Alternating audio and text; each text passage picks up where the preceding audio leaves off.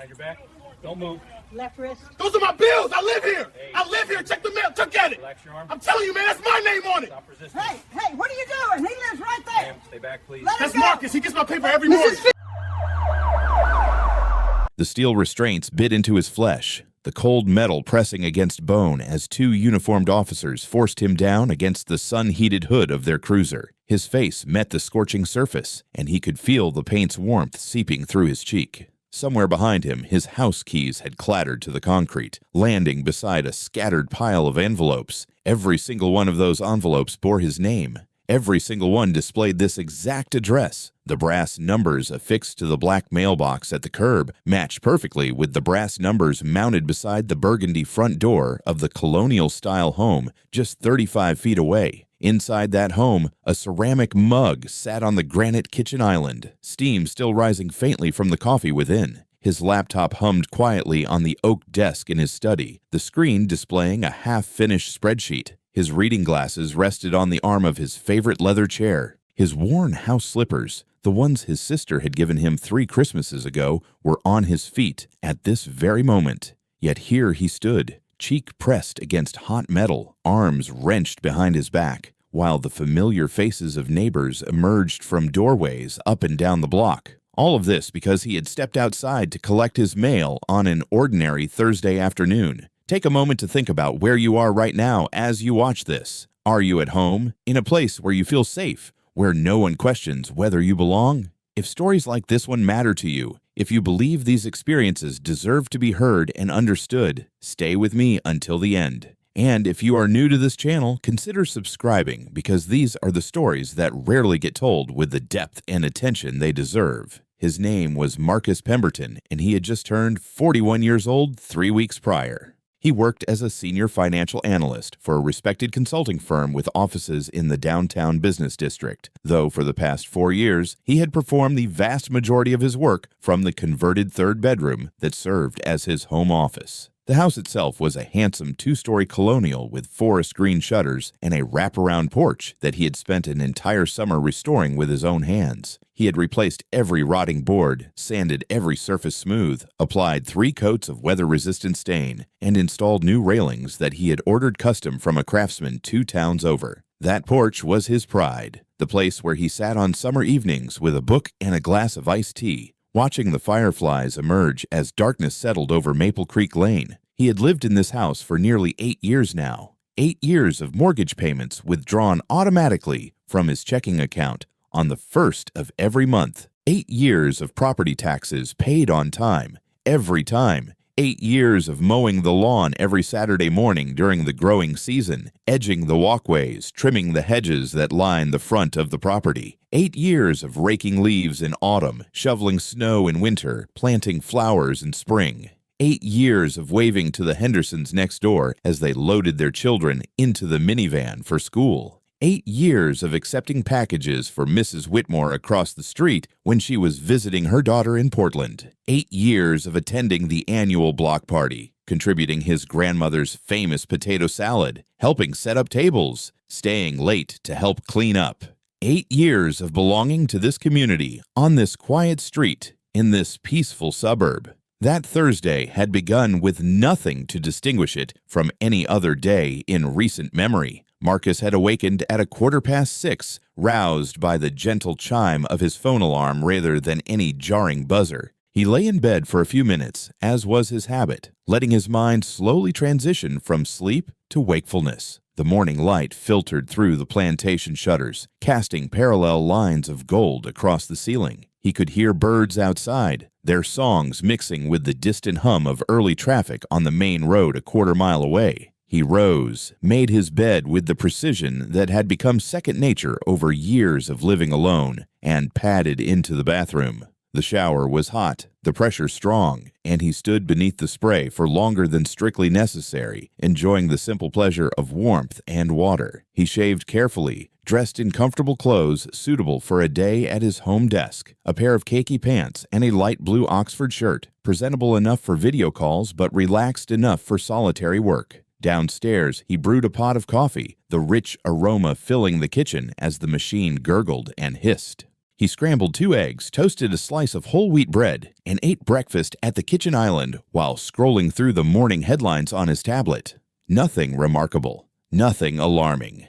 Just another day. By 7:30, Marcus had settled into his office chair, the leather creaking softly as he adjusted his position. His desk faced a window that overlooked the side yard, and he could see Mrs. Whitmore's rose bushes blooming in brilliant shades of pink and red beyond the low fence that separated their properties. He logged into the company network, checked his email, and began working through the tasks that awaited him. There were financial projections to review for a client in the manufacturing sector, a risk assessment report that needed his final approval before submission, and a series of spreadsheets requiring reconciliation. The work was detailed and demanding, the kind that required sustained focus, and Marcus lost himself in it completely. The hours passed without notice. At some point, he refilled his coffee mug. At some point, he responded to a few instant messages from colleagues. At some point, he joined a brief video conference to discuss an upcoming presentation. The sun moved across the sky, its angle shifting the patterns of light that fell through his window. The morning became early afternoon, and still Marcus worked, immersed in columns of numbers and financial formulas. It was approaching 2:30 when he finally pushed back from his desk and stretched his arms above his head. His neck was stiff from hours of staring at screens, and his eyes felt the strain of sustained concentration. He stood up, rolled his shoulders, and walked to the window. Outside, the day was beautiful. Late summer warmth, a gentle breeze stirring the leaves, the kind of afternoon that made indoor work feel like a minor betrayal of the season. He noticed, almost absently, that the mail carrier's truck was just disappearing around the corner at the far end of the street. Without any particular thought or deliberation, Marcus decided to retrieve his mail. It was a simple decision, the kind made 1,000 times without consideration. He did not change out of his house slippers. He did not grab his wallet or phone. He simply walked downstairs, opened his front door, and stepped outside into the afternoon sunshine. The front walk was warm beneath his slippered feet. He could feel the heat of the flagstones even through the worn soles. The air smelled of cut grass and something floral, probably from the Henderson's garden. A lawnmower droned somewhere in the distance, the sound lazy and summery. Marcus walked the 40 feet from his front door to the mailbox at the curb, his gait unhurried, his mind still half occupied with the financial projections he had been reviewing. The mailbox was a standard black metal box mounted on a wooden post that Marcus had replaced 3 years ago when the original had finally succumbed to rot and weather. He had painted the post to match the shutters of his house, a small detail that pleased him whenever he noticed it. He opened the box and withdrew the stack of contents. Electric bill, water bill, a catalog from a home improvement store, 2 credit card offers, a newsletter from his college alumni association, a reminder card from his dentist about an upcoming cleaning, normal mail, his mail, delivered to his mailbox at his address where he had lived for 8 years. Marcus closed the mailbox and began walking back toward his house, flipping through the envelopes as he went. The credit card offers would go straight into the recycling. The bills would need to be paid, though he had most of them on autopay anyway. The alumni newsletter might be worth glancing at over dinner. He was mentally sorting, categorizing, planning, when the sound of engines cut through the quiet afternoon. He looked up. 2 police cruisers were approaching fast, much faster than the residential speed limit allowed. They came from the direction of the main road, their path straight and purposeful, and for a moment Marcus assumed they were responding to some emergency elsewhere, perhaps a situation on another street, perhaps an accident on the highway beyond the neighborhood. But then the first cruiser turned sharply, its tires chirping against the pavement, and came to an abrupt stop directly in front of his driveway. The second cruiser pulled up beside it, effectively blocking the entire width of the street. Marcus stood frozen, the mail still in his hands, watching as the doors of both vehicles opened and 4 officers emerged. Their movements were synchronized, practiced, the kind of coordinated action that spoke of training and repetition. 2 officers approached from the first cruiser, 2 from the second, and they spread out as they walked, creating angles, establishing positions. One officer's right hand dropped to his belt, fingers resting on the grip of his holstered weapon. Another was already reaching for the radio mounted on his shoulder. The afternoon, which moments ago had been peaceful and unremarkable, suddenly felt charged with a different kind of energy entirely. Marcus felt his stomach clench. A cold sensation spread through his chest despite the warmth of the day. He knew this feeling. He had known it his entire adult life. He had known it as a teenager when he was stopped while walking home from a friend's house. He had known it in college when campus security followed him through the library. He had known it a dozen times in a dozen different contexts, the sudden and unwelcome awareness that he had somehow become a subject of suspicion, a potential threat, a problem to be addressed. Every black man in America knows this feeling. It is learned young and never forgotten. Officer Barrett spoke first. He was a tall man, broad-shouldered, with a flat expression that gave nothing away. His voice was loud, projecting authority, demanding attention. He wanted to know what Marcus was doing there. The question hung in the air, surreal and insulting. What was he doing? He was standing in his own driveway, wearing his own house slippers, holding his own mail, 15 feet from his own front door. What did it look like he was doing? Marcus raised his hand slowly, carefully, making sure every movement was visible and unthreatening. The mail remained clutched in his left hand. The envelopes fanned out slightly, his name and address visible on the topmost one. He explained, his voice calm and measured, that he lived here. This was his house. He had just walked out to get his mail from his mailbox.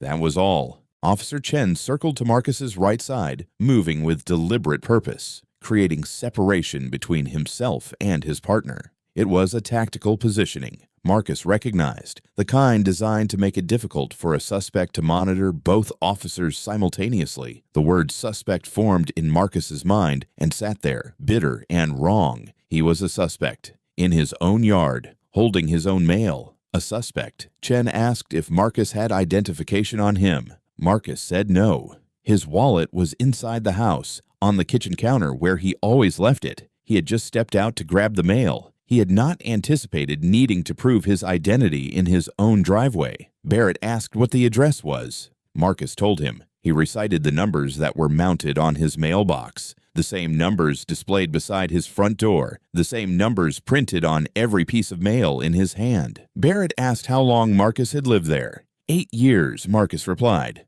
8 years in this house, on this street, in this neighborhood. Can you prove that? Barrett asked. The question was absurd. Could he prove he lived in his own home? His ID inside would prove it. The mortgage documents in his filing cabinet would prove it. The utility bills in his hand would prove it. The neighbors who had watched him mow his lawn and shovel his walk and wave hello for nearly a decade would prove it. What more could possibly be required? Barrett's expression did not change. He told Marcus to keep his hands where they could be seen. Marcus was already doing exactly that. His hands were raised, the mail visible, his posture non-threatening. He had done nothing wrong. He was doing nothing wrong. And yet he understood, with a clarity born of experience, that his innocence was not the relevant factor in this moment. The relevant factor was the badge, the uniform, the gun. The power that these men wielded, and his complete vulnerability to it. Chen keyed his radio. His voice was flat, professional, detached. He reported a possible mail theft suspect at this address on Maple Creek Lane. Mail. He released the transmit button and waited for acknowledgement. Marcus felt those words land like blows. Mail theft suspect. The phrase was absurd, insane, divorced from any observable reality. He was holding his own mail at his own home, and he was being reported as a suspect. He said it again, more firmly this time.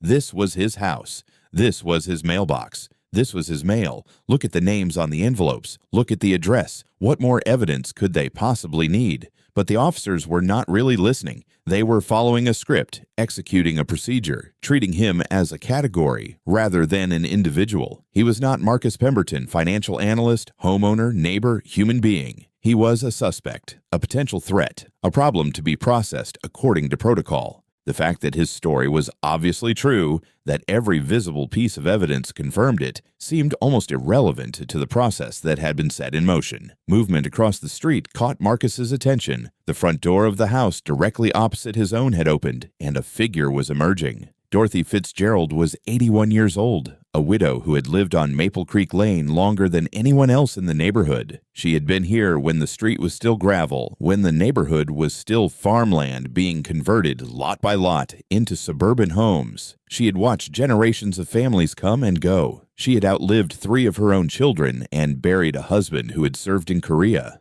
She was tough, sharp-minded, and absolutely unafraid of speaking her truth. Mrs. Fitzgerald moved down her front walk as quickly as her aged legs would allow, her cane tapping against the concrete with each step. Her voice carried clearly across the distance, high and insistent. She was calling out that Marcus lived there. He was her neighbor, had been her neighbor for years. This was a mistake, a terrible mistake. One of the officers from the second cruiser moved to intercept her. He put up a hand, palm out, the universal gesture of stop. He told her this was official police business and instructed her to remain where she was. Mrs. Fitzgerald did not stop. She kept coming, her face flushed with emotion, her voice rising. She had known Marcus since the day he moved in. She had watched him paint his porch. She had accepted deliveries for him when he traveled for work. He had driven her to the grocery store every Tuesday for the past 3 years since she had given up her license. He was a good man, a kind man, and whatever was happening here was wrong. The officer's voice sharpened. He warned her that interference with a police matter could result in her arrest. Did she understand? She could be arrested for obstruction if she did not step back immediately. Mrs. Fitzgerald stopped walking. She stood on the sidewalk, perhaps 20 feet away, her face a mask of disbelief and outrage, but she did not retreat. She remained there, bearing witness, her rheumy eyes fixed on the scene unfolding in Marcus's driveway. And then, slowly, she reached into the pocket of her cardigan and withdrew her phone. Her hands shook slightly, the tremor of age and emotion combined, but she managed to open the camera application and raise the device to record. Here is a question for everyone watching. Have you ever been in a situation where someone refused to believe something obvious about you, where you had to prove what should have been self-evident, where your word alone was not enough? If that resonates with you, share your experience in the comments. These conversations matter. More sirens now. 2 additional cruisers appeared at the end of the street and approached to investigate. Marcus interrupted, struggling to keep his voice level. He was not going through mailboxes. He was going through his own mailbox at his own house, where he had lived for 8 years. He held up the mail, turning it so the sergeant could see the name and address printed on the envelopes. His name, this address, his mail. Sergeant Morales looked at the mail, then at Marcus, then at the house behind him. His expression was unreadable. He asked if Marcus could prove he lived there. The question was remarkable in its casual cruelty. Prove that he lived in his own home, as if the matching addresses were not proof, as if his presence in his own driveway in his own slippers were not proof, as if the neighbor across the street vouching for him were not proof. What exactly would constitute acceptable evidence of his right to exist in this space? Marcus gestured with his head toward the envelopes still raised in his hands. He pointed out that every single piece of mail was addressed to him at this location. He noted that his driver's license inside the house would confirm his identity and address. He observed that his mortgage documentation, his utility records, his entire life was contained within the building directly behind him. What more could possibly be required? Morales did not respond to any of these points. Instead, he asked if Marcus had identification inside. Marcus confirmed that he did. His wallet was on the kitchen counter. The sergeant made a decision. He instructed Chen to detain Marcus while they verified his information. The word detain fell like a gavel. Marcus asked why. His voice cracked slightly despite his efforts to control it. He asked why he needed to be detained when he had done nothing wrong. He was standing in his own driveway. He was holding his own mail. What possible justification existed for detaining him? Morales responded that it was standard procedure while they confirmed identity and residence. Standard procedure. The phrase was delivered without irony, without acknowledgement of the absurdity it represented. A man is reduced to standard procedure at his own home, his rights suspended, his dignity dismissed, because procedure requires it. The circularity was maddening. Why was he being detained? Because procedure. Why does procedure allow this? Because it is procedure. Chen approached with handcuffs already in hand. He instructed Marcus to turn around and place his hands behind his back. Marcus's mind raced through 1,000 calculations in the space of a few seconds. He wanted to argue. He wanted to refuse. He wanted to demand the basic dignity of being believed, of having his word accepted, of being treated as an innocent citizen rather than a criminal to be processed. But he also wanted to survive this encounter. He had a lifetime of conditioning that told him compliance was the safest path, even when compliance was humiliating, even when compliance meant surrendering rights that should never have been threatened. He knew that resistance, however justified, could escalate a bad situation into a catastrophic one. Marcus turned around. The mail fell from his hands, scattering across the driveway. Envelopes landed face up on the concrete, his name visible on each one, a surreal gallery of evidence that no one was examining. He placed his hands behind his back, wrists together, and waited. The handcuffs closed around his wrists with a decisive click. The metal was cold and hard, pressing immediately into his skin, finding the bones beneath the flesh and settling there with uncomfortable pressure. He had never been handcuffed before. In 41 years of life, he had never been arrested, never been detained, never even received a traffic citation more serious than a warning for a broken tail light that he had fixed the very next day. He was a homeowner, a taxpayer, a professional, a contributing member of his community, and now he stood in restraints at his own mailbox, his face burning with humiliation as he felt the eyes of the neighborhood upon him. Mrs. Fitzgerald had not stopped recording. Other neighbors had emerged from their homes, drawn by the commotion and the unusual concentration of police vehicles. Mr. Henderson from next door stood on his front porch, his expression a mixture of confusion and concern. The young couple from 2 houses down had come outside with their toddler, the child oblivious to the tension while the parents exchanged troubled looks. An elderly man Marcus did not recognize stood at the edge of his lawn 3 houses away, watching with the detached curiosity of a bystander at an accident scene. Everyone could see Marcus Pemberton, respected professional, longtime resident, standing in handcuffs in his own driveway. Barrett approached Marcus's front door. He tried the handle, found it locked, and turned back. He asked if Marcus consented to them entering to retrieve his identification. It was not really a question. Marcus understood that his consent in this moment was a legal fiction, a box to be checked, a phrase to be recorded in some eventual report. He was standing in handcuffs. His freedom of choice had already been removed. Refusing consent would only prolong his detention and potentially escalate the situation. He said yes. He explained that his keys were in his right pocket. Chen reached into Marcus's pocket, his hand invasive and impersonal, and extracted the keyring. He tossed it across the driveway to Barrett, who caught it smoothly and turned to the front door. The key slid into the lock. The deadbolt retracted with a solid thunk. Barrett pushed the door open and stepped into Marcus's home. Marcus watched helplessly as a stranger walked into his private space without a warrant, with consent that was coerced by circumstances and restraints, with the casual assumption of authority over every aspect of his life. He could only imagine what Barrett was seeing in there. The coffee mug still sitting on the island, evidence of a life in progress. The photographs on the walls, his family, his friends, his history, the books on the shelves, the art he had collected, the personal touches that made the house a home, all of it exposed to the gaze of someone who had treated him as a criminal.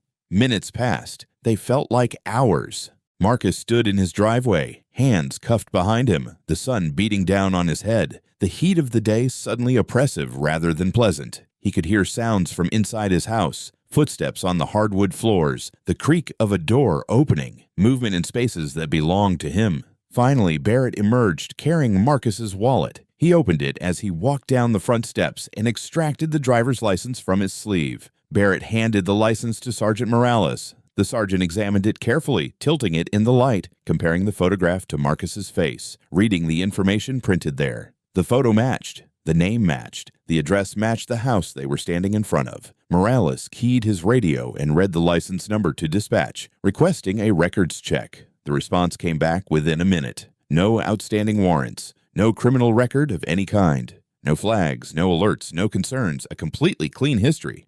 Marcus was exactly who he said he was, living exactly where he said he lived, doing exactly what he said he had been doing. Everything checked out precisely as he had been telling them since the first moment of the encounter, but the handcuffs stayed on. Morales asked more questions.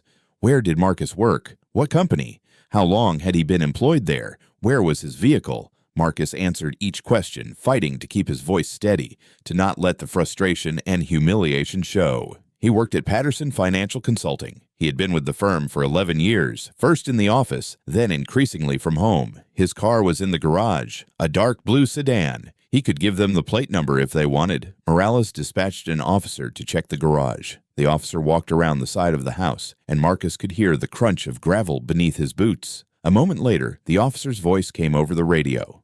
A vehicle was visible through the garage window. He read out the license plate number. Morales had dispatch run that check as well. The car was registered to Marcus Pemberton at this address. Every single piece of verification confirmed what Marcus had been saying from the very beginning. His identity, his residence, his vehicle, his employment, all of it true, all of it exactly as he had stated. The story that should have been obvious from the start, confirmed through the official channels of a system that apparently required electronic verification before it could believe a black man standing in his own driveway. Only then did Morales give the nod. Chen stepped forward and unlocked the handcuffs. The metal fell away from Marcus's wrists, and he brought his hands forward slowly, rubbing at the indentations the restraints had left in his skin. Red marks circled both wrists, the pattern of the cuffs pressed into his flesh. His hands were trembling, the adrenaline that had been keeping him controlled now breaking down into physical manifestation. His whole body felt weak, shaky, like he had just finished running a race that had tested the limits of his endurance. Morales handed back the wallet and keys. His voice was matter-of-fact, procedural, utterly devoid of apology. He explained that they had received a call about suspicious activity.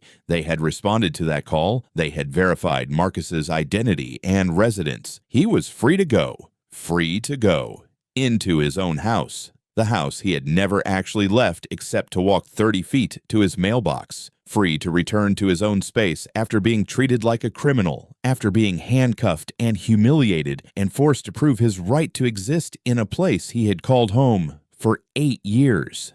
Free to go, as if some gift were being bestowed, some favor granted, rather than the restoration of rights that should never have been infringed. Marcus stared at the sergeant. He waited for something more, an apology, an acknowledgement, some recognition that what had just happened was wrong. The words did not come. Morales simply turned and began walking back toward the patrol cars, his officers falling into step behind him. Routine. Just another call. Just another day on the job. The patrol cars pulled away one by one, their engines fading into the distance. The street gradually returned to its normal quiet. Mrs. Fitzgerald was making her way across the pavement as quickly as her cane would allow, her face crumpled with emotion. She reached Marcus and touched his arm, her grip surprisingly strong for someone her age. She asked if he was all right, her voice thick with concern and something that sounded like grief. Marcus nodded, but he could not speak. His throat was too tight. Words would not come. Mrs. Fitzgerald told him she had recorded everything, every second from the moment she had come outside. If he needed it, if it could help, she had it.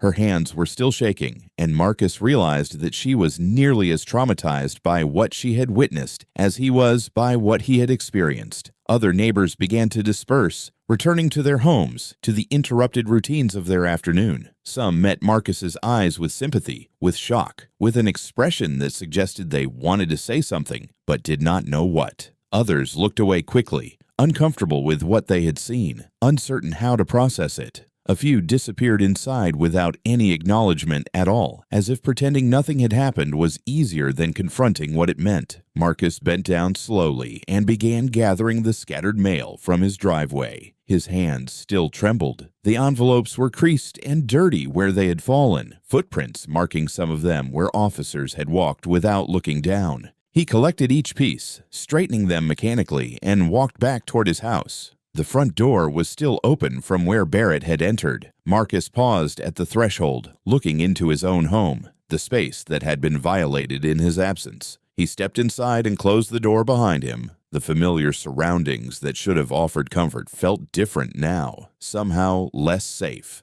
less his. He set the mail on the kitchen counter next to his coffee mug. The coffee had gone cold, completely untouched since he had refilled it hours ago. His laptop screen in the study had gone dark. the computer entering sleep mode after the extended period of inactivity. He looked at the clock on the wall. The entire encounter had lasted less than 40 minutes. Less than 40 minutes to be treated like a criminal in his own driveway. Less than 40 minutes to have his rights suspended, his dignity stripped away, his sense of safety fundamentally altered. 40 minutes that had felt like an eternity, that had changed something inside him that might never change back. Marcus sat down heavily at his kitchen table. His work was still waiting for him upstairs, the spreadsheets and reports that had occupied his morning, but he could not imagine focusing on any of it now. His mind kept replaying the encounter in an endless loop. The sound of the cruisers pulling up, the look on Officer Barrett's face as he demanded to know what Marcus was doing, the cold snap of the handcuffs closing around his wrists, the humiliation of standing restrained while neighbors watched, the casual dismissal at the end, as if nothing extraordinary had occurred. He pulled out his phone and began searching. He needed information. He needed to understand his options, his rights, what recourse might exist. The results that appeared were overwhelming in their familiarity. Similar stories, dozens of them, hundreds of them, a seemingly endless catalog of Black Americans treated as suspects for engaging in the most mundane activities. A man arrested while moving into his own apartment, reported as a burglar by neighbors who did not recognize him. A woman detained while babysitting white children, questioned about her relationship to them as if her presence required justification. A teenager held at gunpoint for sitting in a parked car outside his own home, waiting for his mother to return with groceries. The examples went on, a numbing parade of lives interrupted, rights violated, dignity denied. The pattern was clear, documented by researchers and statisticians, acknowledged by civil rights organizations, and increasingly by mainstream institutions. Black Americans were significantly more likely to be viewed as suspicious, to be stopped by police, to be detained, to be searched, to face escalation during encounters with law enforcement. The same actions performed by white citizens without consequence became justification for intervention when performed by Black citizens. Walking became suspicious, shopping became suspicious, driving became suspicious, living became suspicious. Existence itself became grounds for inquiry. Have you ever looked up something online and felt overwhelming rather than informed? Like the problem was so vast, so documented, so repetitive that understanding it fully seemed almost impossible? Share your thoughts below.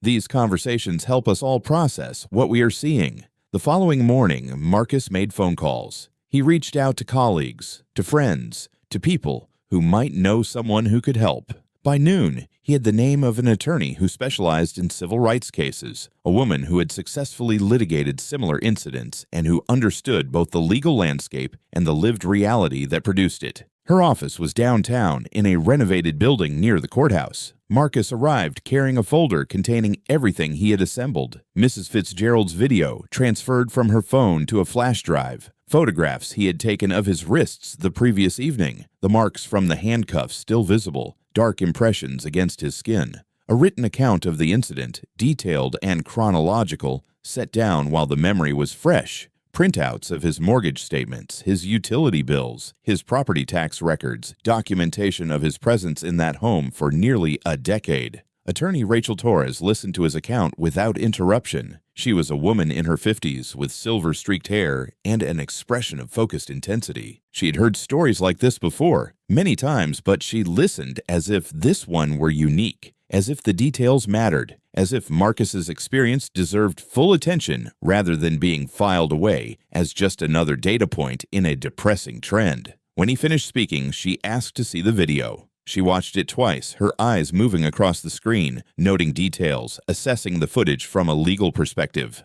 Then she set the phone down and explained his options with careful clarity. He could file a formal complaint with the police department's Internal Affairs Division. She warned him gently but directly that such complaints rarely resulted in meaningful consequences for officers. The statistics were stark. The vast majority of complaints were dismissed or resulted in findings that exonerated the officers involved. But filing created an official record. It documented the incident in departmental files. If these officers had a pattern of similar behavior, Marcus's complaint would become part of that record, one piece of a puzzle that might eventually become impossible to ignore. He could pursue a civil rights lawsuit. This option was more significant, but also more demanding. It would require substantial time and emotional investment. The city would fight vigorously to defend its officers and their procedures. Discovery would be protracted. Depositions would be draining. The legal process would force Marcus to relive the incident repeatedly, in detail, under questioning designed to find inconsistencies or weaknesses in his account. Settlement was possible, perhaps even likely, but it would take time and would almost certainly come without any admission of wrongdoing.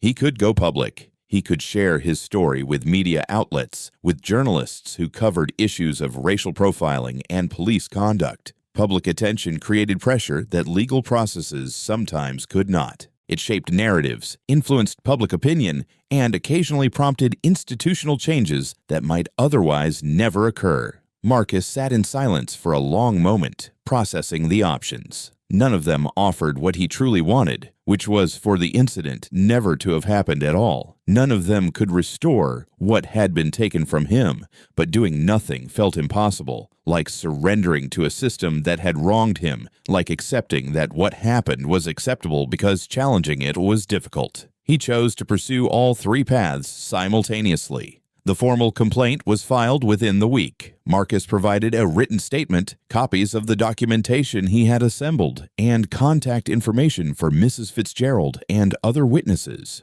The department acknowledged receipt of the complaint with a form letter that provided no information about timeline or process. Attorney Torres began the work of preparing a civil rights lawsuit. She requested records from the police department, including dispatch logs, body camera footage, and the recording of the 911 call that had initiated the response. She began drafting legal documents outlining the violations of Marcus's constitutional rights, the unreasonable detention, the lack of probable cause, the failure to credit readily available exculpatory evidence. And Marcus reached out to a local television station that had been covering stories about racial profiling in the region. A producer responded within hours, expressing interest, asking for details. An interview was scheduled for the following week. The news segment aired on a Tuesday evening during the 6 o'clock broadcast. It began with footage from Mrs. Fitzgerald's phone, the shaky video showing Marcus standing in handcuffs in his own driveway while officers milled around him.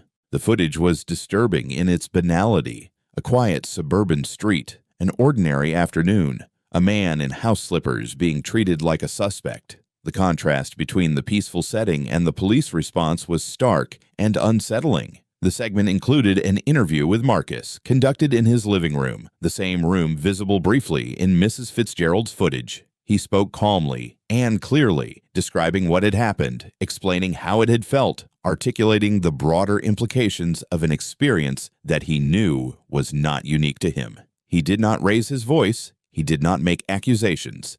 He simply told the truth and let the facts speak. The station had reached out to the police department for comment. The department's statement was read by the anchor in the studio. The officers had responded appropriately to a 911 call reporting suspicious activity. They had followed established procedures. They had released the individual as soon as his identity and residence were confirmed. The statement expressed regret for any inconvenience but defended the officers' actions as consistent with department policy. Consistent with department policy. The phrase crystallized something that Marcus had been struggling to articulate. The policy was the problem. The procedures permitted this. The system was designed in such a way that what happened to him could happen to anyone who fit a certain profile, which was to say, anyone who was black in a space where someone else decided they did not belong. The officers had not necessarily acted out of personal malice. They had followed rules that enabled racial profiling to operate under the cover of legitimate law enforcement activity. They were protected by policies that made their actions technically defensible, even when those actions were morally indefensible.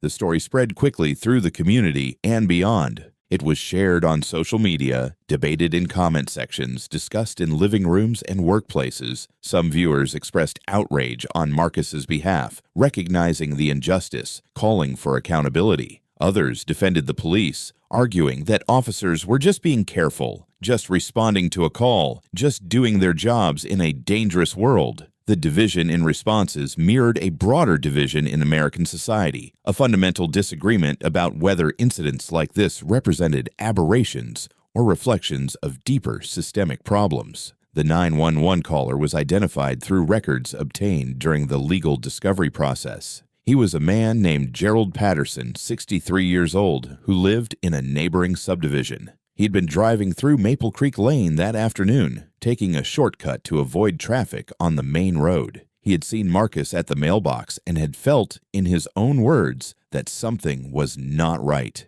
The reporter conducting the follow-up story asked Patterson what specifically had seemed suspicious. Patterson struggled to provide a coherent answer. Marcus had just seemed out of place, he said. Something about his presence did not fit. He could not articulate precisely what had triggered his concern. He had just had a feeling. When pressed about whether race had been a factor in his perception, Patterson insisted it had not. He would have called about anyone who seemed suspicious, regardless of race. He was not a racist. He was just a concerned citizen trying to keep the neighborhood safe. Studies and statistics suggested otherwise. Research consistently demonstrated that white Americans were significantly more likely to perceive Black Americans as threatening or suspicious, even when engaging in identical behaviors. The same action that appeared normal when performed by a white person often triggered alarm when performed by a Black person. The perception of threat was not a conscious choice, but a product of implicit biases shaped by a lifetime of cultural messaging.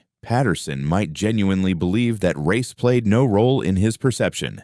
The evidence suggested that belief was almost certainly mistaken. The internal affairs investigation unfolded over the following months, slow and opaque. Marcus received periodic updates from the department, brief letters acknowledging that the investigation was ongoing, providing no substantive information about its progress or direction. Finally, nearly 5 months after the incident, the conclusion arrived in an envelope that Marcus held for several minutes before opening. The findings were exactly as Attorney Torres had predicted. The officers had acted within department policy. The stop was justified based on the 911 call received by dispatch. The detention was justified pending verification of identity. The handcuffing was justified for officer safety. Every single action was deemed appropriate, necessary, defensible. No discipline would be imposed. No policy changes would result. The complaint was closed. Marcus read the letter twice, then set it down on his kitchen table and stared out of the window at the street where it had all happened. He was not surprised. He had been warned that this outcome was likely, but something about seeing it in official writing, the formal declaration that nothing wrong had occurred, hit harder than he had anticipated. The system had review filed by both sides, argued before judges, decided in ways that sometimes favored Marcus and sometimes favored the city. The process was exhausting, demanding a kind of sustained attention that pulled energy from every other aspect of life. The city's attorneys were skilled and aggressive. They challenged every aspect of Marcus's account, not because they necessarily believed it was false, but because aggressive defense was their job.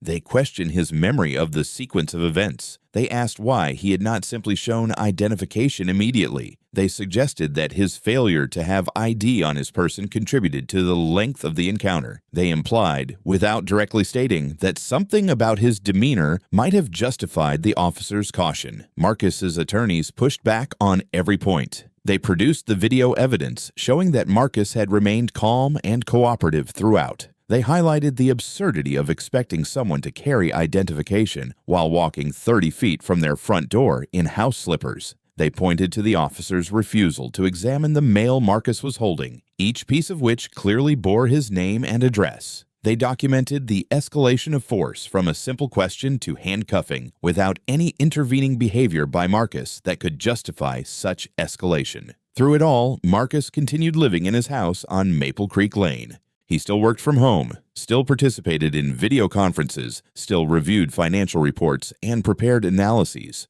but something had changed. Every time he walked to the mailbox, he was acutely aware of his surroundings. He noticed cars that drove by slowly. He watched for faces in windows. He caught himself planning his route, timing his retrieval for moments when the street seemed empty, minimizing his exposure to observation.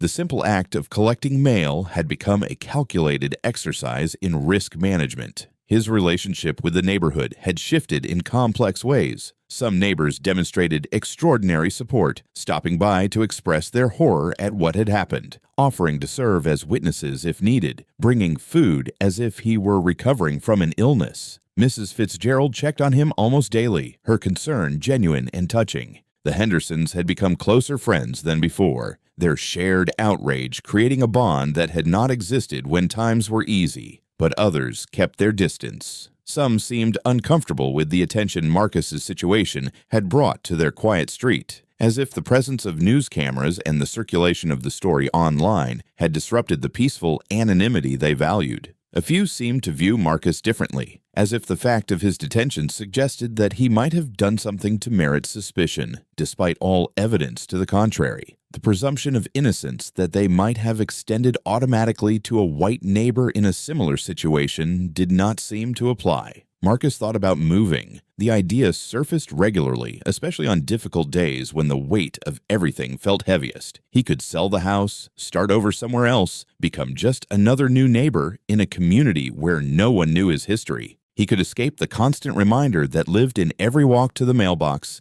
every glance down the street where the patrol cars had parked. But he also felt a deep resistance to leaving. This was his home.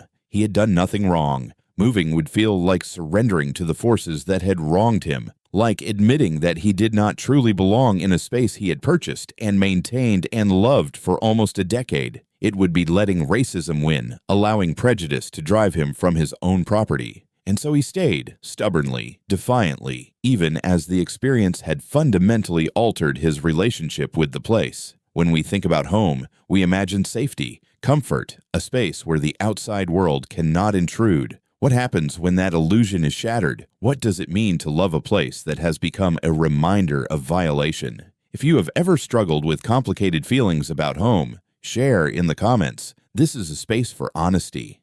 Nearly a year after the incident on Maple Creek Lane, the city's attorneys contacted Attorney Torres to discuss settlement. The case had attracted ongoing media attention. The legal costs were mounting on both sides. A trial would be unpredictable, and even a city that believed in its legal position might prefer to avoid the spectacle of Marcus testifying in open court. The video playing for jurors, the details dissected in news coverage that would extend for days. The negotiations were difficult. The city wanted to minimize the payment and avoid any language that suggested wrongdoing. Marcus wanted acknowledgement, accountability, meaningful compensation for what he had endured. They went back and forth through their attorneys, offers and counteroffers, until eventually a number emerged that both sides could accept, reluctantly, as a resolution. The settlement was reached on a quiet Friday afternoon. The city would pay Marcus a substantial sum, the exact amount undisclosed per the terms of the agreement. In exchange, Marcus would dismiss his lawsuit. There would be no admission of wrongdoing. No individual officer would face consequences. The department would not formally acknowledge that anything improper had occurred, but there were additional terms. The settlement required the police department to review its policies regarding suspicious person calls, with attention to how such calls were evaluated before dispatch and how officers were trained to respond. It required the implementation of additional training on implicit bias and racial profiling, mandatory for all officers within 18 months. These provisions were not admissions, but they were something. Small changes that might, over time, prevent the next Marcus Pemberton from experiencing what he had experienced. Attorney Torres called to deliver the news. She explained the terms, walked through the implications, answered his questions. When she asked how he felt, Marcus was silent for a long moment. Relieved, he finally said, "And empty." The money did not make him whole. It could not erase the memory of standing in handcuffs while neighbors watched. It could not restore the sense of security and ease that had once characterized his relationship with his own home. It could not prevent the next incident, the next person profiled, the next encounter that might end far worse than his had. The money was just money, a transaction that closed a legal file while leaving the underlying wounds unhealed. The check arrived by certified mail several weeks later. Marcus deposited it into his savings account, watched the balance change on his screen, and felt almost nothing. The number was abstract, disconnected from the experience it supposedly compensated. You cannot put a price on dignity. You cannot calculate the value of feeling safe in your own space. The money was what the system offered when it could not offer justice, a substitute that satisfied no one but allowed everyone to move on. What stayed with Marcus most in the weeks and months that followed was not the fear he had felt during the encounter, though that was significant. It was the ordinariness of it all. The officers had not struggled with their actions. They had not hesitated or doubted or shown any sign that they recognized the gravity of what they were doing. They had followed procedure, checked boxes, executed protocol. The sergeant had offered no apology because, in his mind, no apology was warranted. Everything had gone according to plan. The plan just happened to treat a black homeowner checking his mail as a criminal suspect. This is what systemic issues look like when they manifest in individual lives. Not necessarily villains twisting mustaches and plotting harm, but ordinary people following ordinary procedures that produce discriminatory outcomes. The 911 caller felt vaguely uneasy and made a call. The dispatcher sent officers based on that call. The officers responded according to training. The sergeant applied standard procedure. The investigators found no policy violations. Everyone did their job correctly, and a man ended up in handcuffs at his own mailbox. The system is not broken. The system is functioning as it was built to function. The outcomes are not bugs, but features. Until the system itself is rebuilt, until the policies are rewritten, until the training is transformed, until the unconscious biases that shape perception are confronted and addressed, the pattern will continue. More people will experience what Marcus experienced. Some will face worse outcomes. The stories will accumulate, each one both unique and depressingly familiar, variations on a theme that plays out daily across the country. Marcus still lives on Maple Creek Lane. He has repainted the porch, replacing the stain that had faded over the past few years. He has planted new flowers in the beds along the front walk. He continues to mow his lawn on Saturday mornings, to wave to the Hendersons, to drive Mrs. Fitzgerald to the grocery store every Tuesday. He still checks his mail, though it will never feel simple again. Every walk to the mailbox carries weight that it should not have to carry. He has become, in some ways, an advocate. He speaks when asked about his experience, sharing his story with community groups and journalists and anyone who seems genuinely interested in understanding what happened and what it represents. He does not do this because he enjoys it. He does it because silence feels like complicity, because pretending everything is fine feels like betrayal, because the only way things change is when people are forced to confront realities they might otherwise ignore. Something broke that Thursday afternoon. The illusion that his home was a sanctuary, that his property offered protection, that his years in the community had earned him the presumption of belonging. He understands now, in a way that goes beyond intellectual knowledge into bone-deep certainty, that his skin color marks him as suspicious to some people, regardless of what he does, where he is, or what he has achieved. He cannot earn his way out of that suspicion. He cannot buy enough property or pay enough taxes or wave to enough neighbors to transcend it. It exists independently of his actions, a judgment imposed before he has done anything at all. That knowledge is exhausting. It is infuriating. It is the daily reality for millions of Black Americans navigating a society that views them as potential threats first and citizens second. Every walk, every drive, every shopping trip, every interaction with law enforcement carries the possibility of becoming the next incident, the next video, the next hashtag. The vigilance required is draining. The injustice is maddening. And the knowledge that nothing one does can eliminate the risk is perhaps the heaviest burden of all. So the next time you see a story about someone detained or arrested for something ordinary, something you have done countless times without a second thought, understand that it is not exaggeration. It is not playing victim. It is a system that treats people differently based on race, that criminalizes Black existence, that demands constant proof of belonging that it would never require from others.